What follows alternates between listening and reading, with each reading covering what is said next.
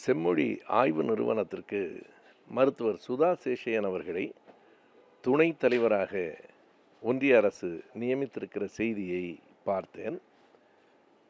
மாண்புமிகு முதலமைச்சர் அவர்கள் தலைவராக இருக்கிறார். அது அவர் வகிக்கும் பொறுப்பை ஒட்டி வழங்கப்படுகிற பதவி. மருத்துவர் சுதா சேஷையனுடைய தமிழ் அறிவு அல்லது அவருடைய தெளிவான தமிழ் பேச்சு இவைகளை நான் மதிக்கிறவன்.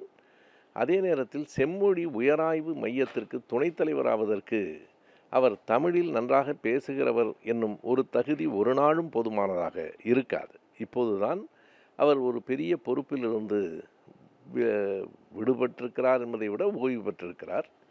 2018 21 வரையில் மருத்துவ பல்கலைக்கழகத்தினுடைய துணைவேந்தராக இருந்தார். அது முன்னாள் ஆளுநர் பன்வாரிலால் புரோஹித் வழங்கிய பதவி. 21 முடிகிற போது ஆளுநர் RN ரவி இன்னும் ஓராண்டுக்கு அதனை நீட்டித்தார்.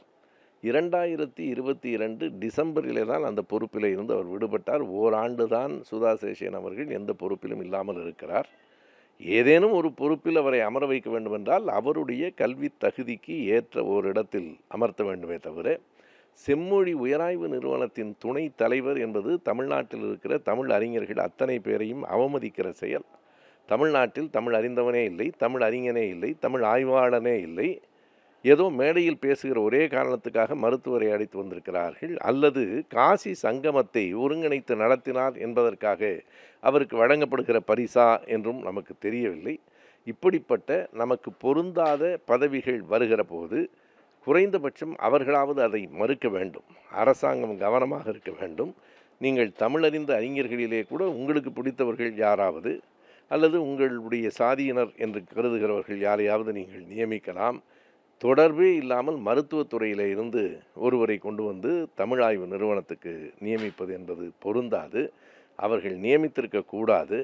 நியமித்திருந்தாலும் சுதா சேஷையன் அவர்கள் அதை மறுத்திருக்க வேண்டும். அதுதான் நேர்மையானது. நான் கேட்கிறேன், எனக்கு மேடையில் பேச தெரியும், நான் அறிவியல் பற்றி கூட பேசுகிறேன் என்பதற்காக ஒரு அறிவியல் ஆராய்ச்சி துறைக்கு கொண்டு போய் என்னை தலைவராக நியமித்தால் நான் அதை மறுக்க வேண்டும். அப்படி நான் நியமிக்கப்படக்கூடாது.